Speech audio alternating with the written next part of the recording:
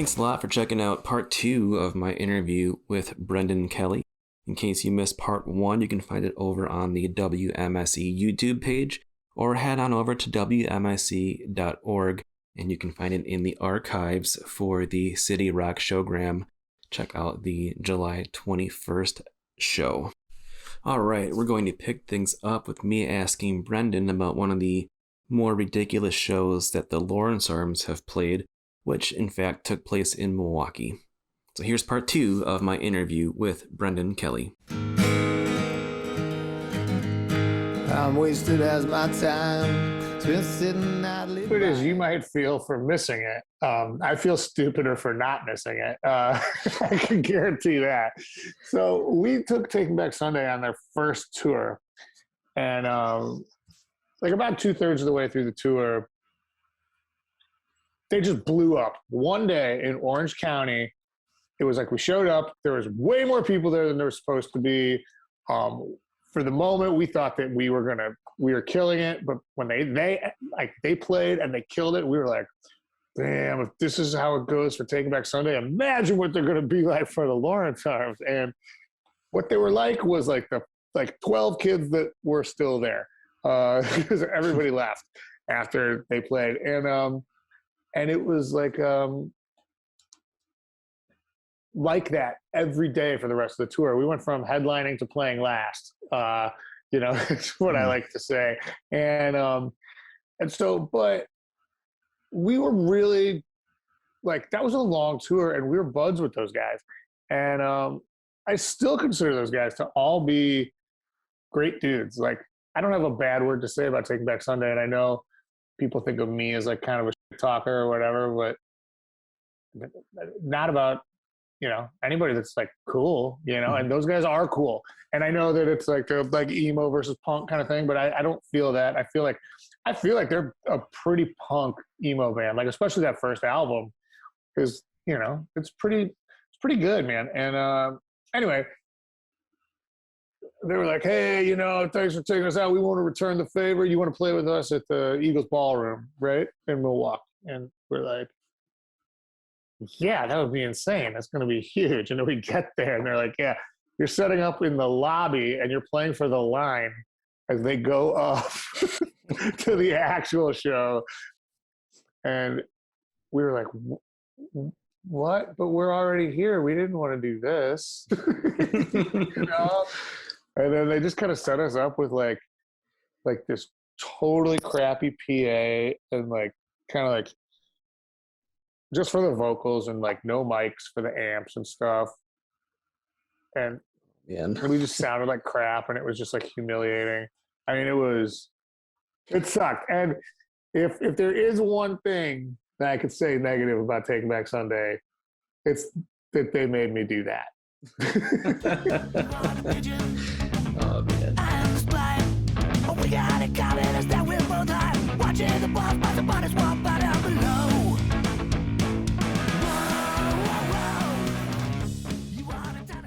I mean, looking at Skeleton Coast, to me, it almost seems like you guys are getting almost 2 album cycles out of it. I would assume that it's going to get new life once the Lawrence Arms can go back on tour. I mean, how are you guys approaching this album? I mean, what are your thoughts on that? Well, Chris has some commitments in Portland that he's got to deal with. It's not really clear what we could do. I mean, like in terms of going on like big tours, but we can't go on big tours due to his schedule. And it's nothing bad. I don't want to like sound cryptic, but I just don't know if I'm at liberty to talk about it or whatever. But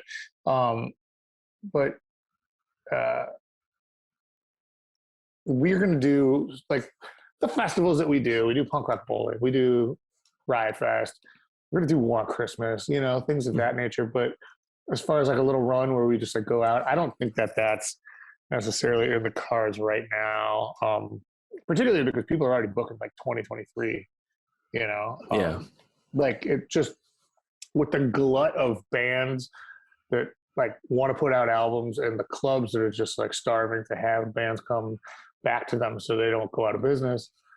All of a sudden it's like what, like everybody needs this, except for the clubs that did go out of business. That's where everybody that goes to the shows worked. And so they have no money. So I don't know how exactly it's going to work out.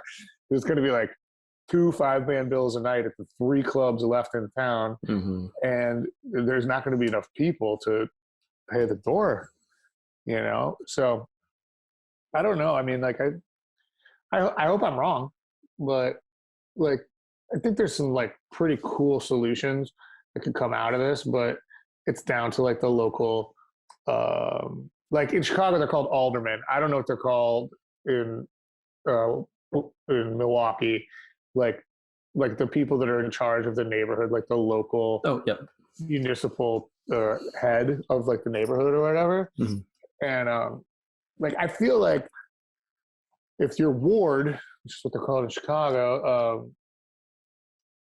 like starts to like experience a lot of like bankrupt clubs and stuff like that, then like the bottom line gets affected. And then I would think that the alderman would say something to the effect of, yeah, you could put a liquor license in a PPP in that mattress store that's abandoned, you know? And like, there could be this really cool like resurgence of like the old kind of weird clubs that were just like, when I was coming up, like in the first days of slapstick and stuff, where it'd be like, we're playing in a submarine that's just like on the side of the road, okay, you know, or whatever.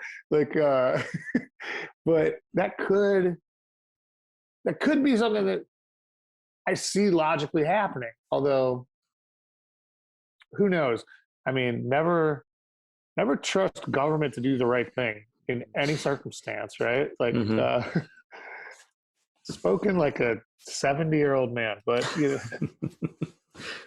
Now, in what you just told me, I heard you mention that War on Christmas is happening. Is that, can we say that for sure? Like, we're not announcing any dates or anything like that, but War on Christmas, like Vectron, is eternal. Is the beginning, the end. I don't know if you know what Vectron is. If you don't, you should Google it. But yeah, that's really all I want to say about Vectron. And the War on Christmas is happening. It's always going to happen. I did want to ask you about the last War on Christmas, the virtual version. I mean, all those covers were just amazing. Which covers stood out to you, or just how did you feel just having your, friends do those songs? Picking one out, you know what? The Sam Russo one was so touchingly good with Him by the Fire. I really, that did stand out to me actually, but everybody was so, I mean, like Brian and Tim and Dan, Lauren, sorry. Everybody did like a version that I think is better than what we do. I'll tell you that. And it was really, especially in like that time when it was like Christmas and it was the pandemic and it's like you weren't going to be able to see your family. And like, especially for somebody like my age where my parents are older, my stepdad's 85, so like there's no way I'm going to put my unvaccinated ass in his house. Right? Yeah. It's terrible. And so like there was a kind of a darkness, and then like all these things started coming through and we were like, holy moly, this is so wonderful. And I think it made us all feel really good. And I think that, I mean, I don't know, you can tell me, I think it resonated really well with the audience, and then it sort of added to the whole thing. And like, it helped give it a little bit more texture than if it was just me and Chris going back and forth. I mean, Neil Hennessy doing a cover of the Subteens. Yeah. Holy moly. It was awesome. It was nice to have that at that time of year. Like you said, it was great. And also, like, not for nothing, but like when this all started, people were like, yeah, we're doing live streams. Like, we wanted to do something a little different. Now people are doing like kind of variety show stuff. But at the time, I don't know, you can correct me if I'm wrong, but I feel like we're kind of the first people to take it to like a different level. Yeah. Not like it was like completely bold and out there, like we didn't like make Star Wars or anything like that, but like you know, it wasn't just like three dudes standing in a practice space doing like the worst versions of what's on their record, you know? And Yeah, yeah. like there was comedy, there was a wheel, you know, Yeah. and then like the sort of the video segments where like I went around and did the tour, stuff like that. It was a fun thing. You did keep pretty busy during the pandemic with your various podcasts and things like that. And I've really enjoyed They Come to America. Tell me about like how that kind of came about. And shout out to the Wisconsin episode. I was happy to hear Officer Bradford make an appearance. That was really cool. Yeah, it's great. I mean, like we wanted him to talk about like all his like deviant sex stuff, but he's like, you know, like saved now or something. I don't mean religiously, but you know, from the demons of alcohol, and kind of to get the exact stories I was looking for, man. I'm just being a jerk. Bradford was awesome on the show, and you know, I'm so glad he's feeling better and doing great.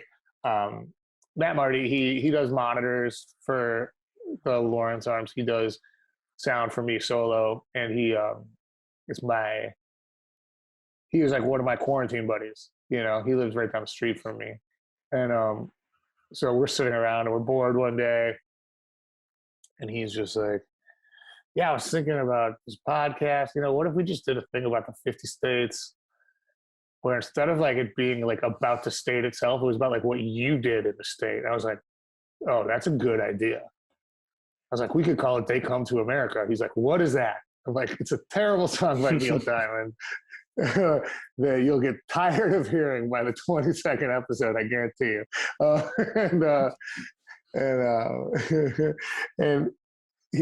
And he was like, great, that's kind of why I brought it up. Do you want to be on it? And I was like, yeah, sure.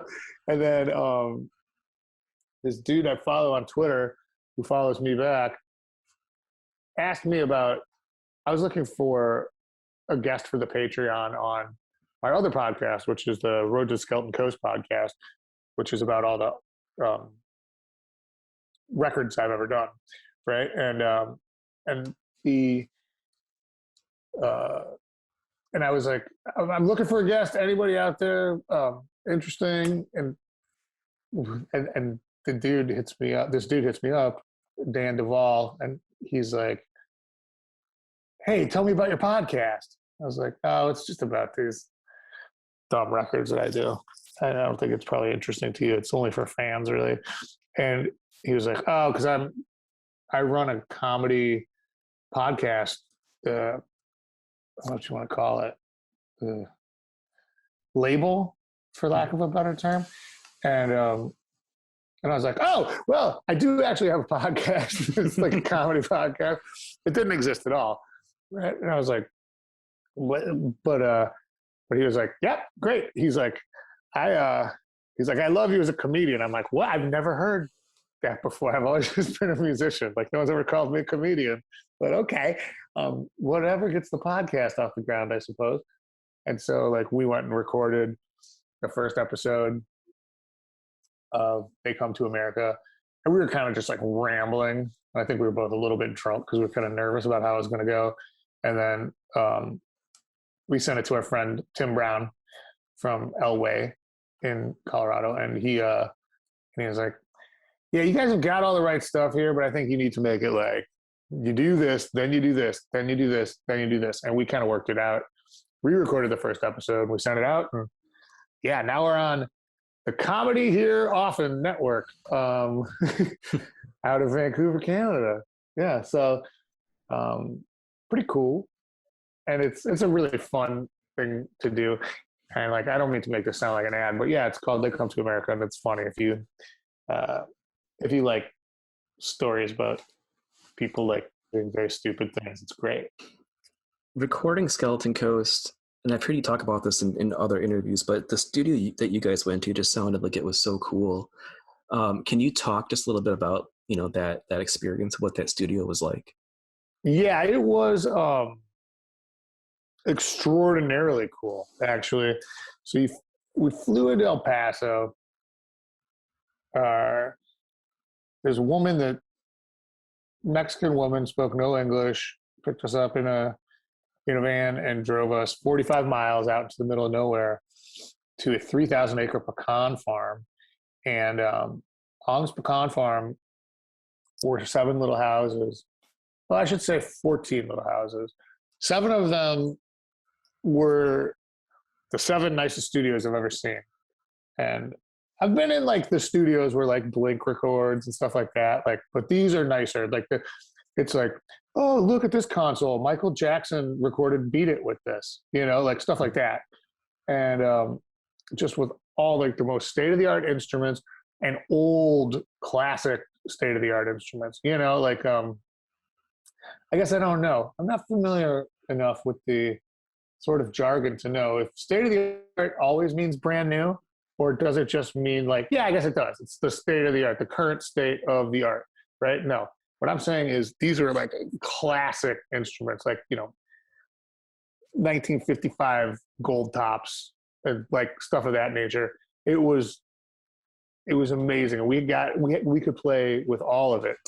So that's what's in all the 7 studios, little houses.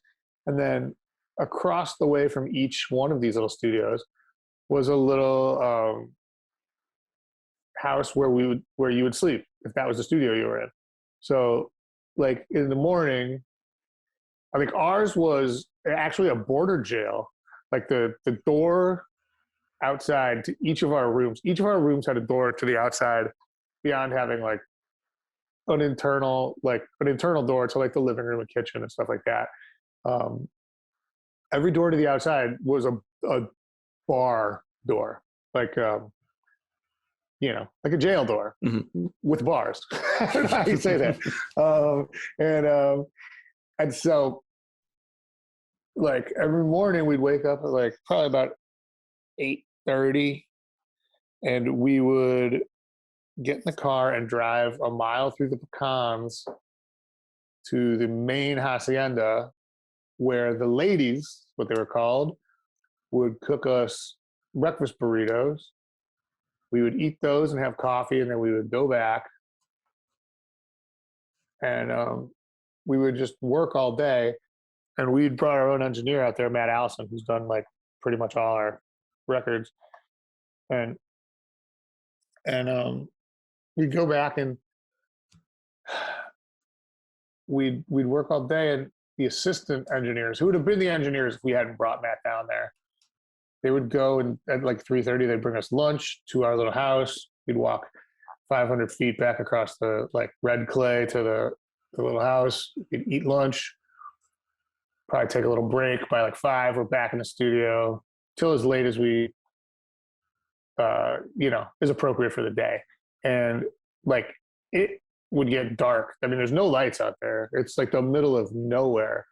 And so like outside of every little studio, there's like a bucket of flashlights. It's pretty unusual scene. But it was great. I mean, it was really fun, and it was strangely appropriate for the record that we recorded. And I think that we leaned into it a lot just based on that sort of confluence of consciousness and locale, How many songs did you end up recording when you were out there? Just what's on the record. We were out there for 2 weeks, and that was like, that was like as much time as we could spend. And we finished at like 1 a.m. on the last night.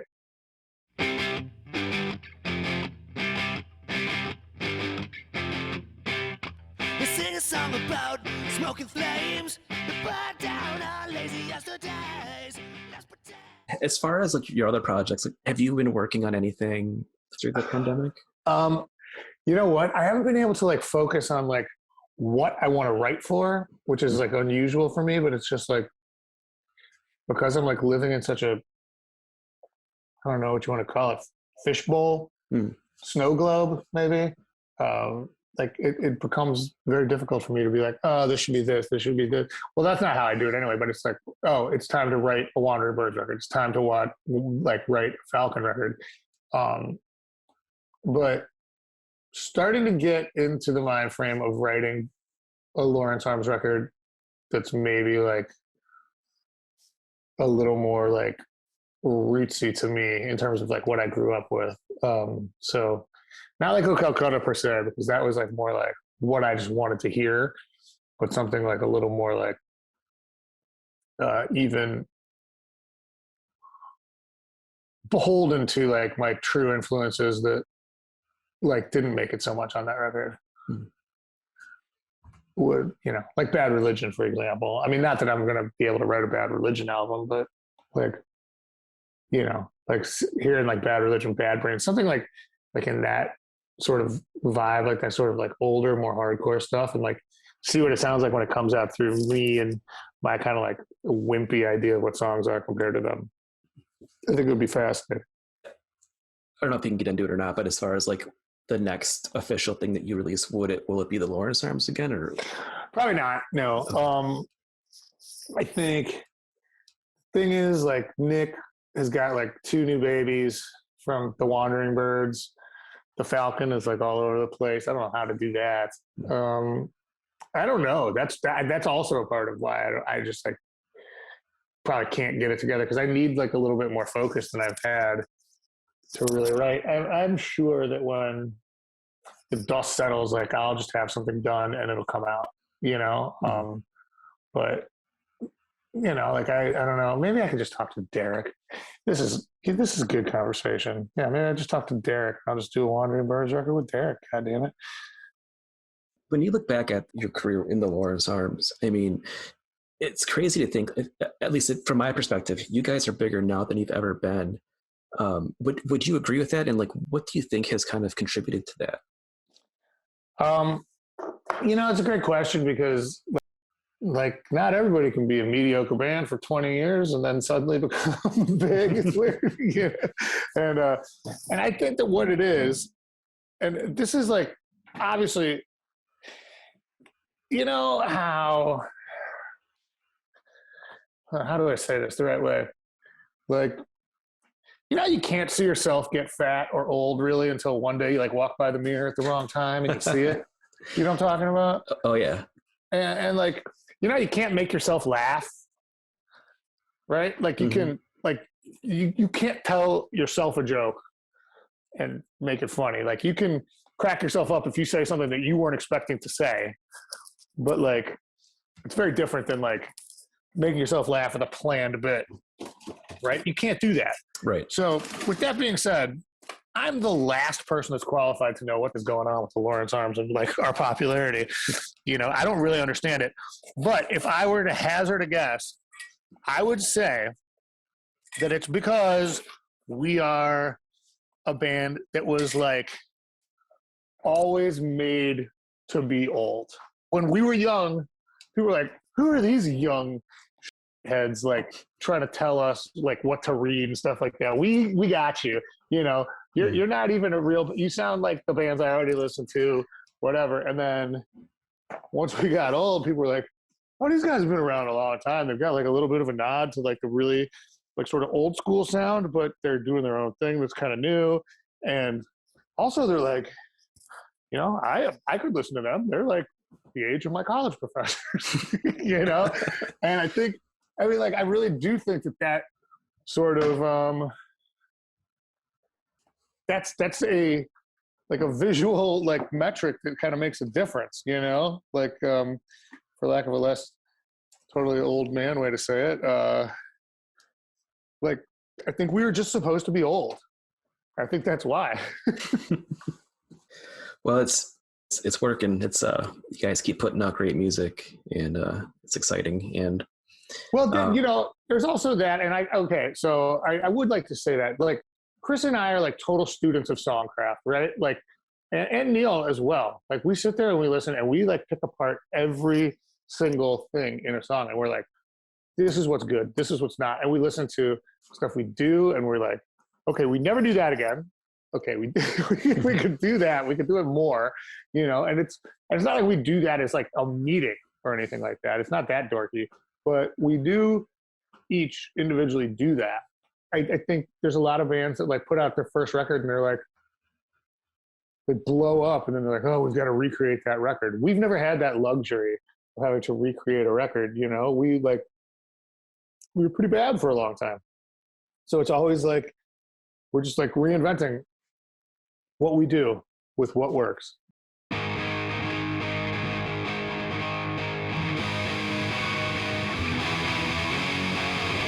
want to just be caught up and broken days that numb. Beginners feel more like friends, friends feel less and less like friends. Shake, shake, shake, shake. Oh, not a mistake. I'm still better than you. You can see it in my face. All right, well, that concludes my 2-part interview with Brendan Kelly. Thanks a lot for sticking around through both parts.